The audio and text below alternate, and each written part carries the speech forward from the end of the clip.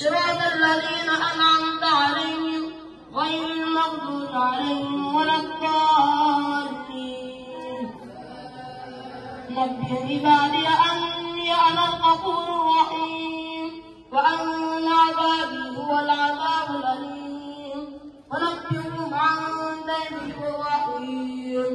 إذ دخلوا عليه فقالوا سلاما قال إنا منكم وجلون قالوا لا توجل إنا نبشرك بغلام عليم قال أبشرتموني على أن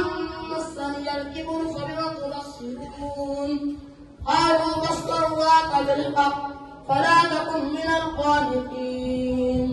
قال من يقنط من رحمة ربه إلا الضالون قال فما خطبكم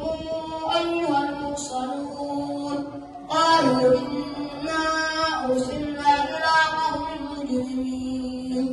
إلا آل لوط إنا لمنجوهم أجمعين إلا امرأته قدرنا إنها لمن الغابرين فلما جاء آل لوط المرسلون قال إنكم قوم منكرون قالوا بل جئناك بما كانوا فيه يمكرون وأتيناك بالحق وإنا لصادقون فاصبر بأهلك بقطع من الليل واتبع أدبارهم ولا يلتفت منكم أحد وامضوا حيث تؤمرون وقضينا إليك ذلك الأمر أن دابر هؤلاء مقطوع مسبحين وجاء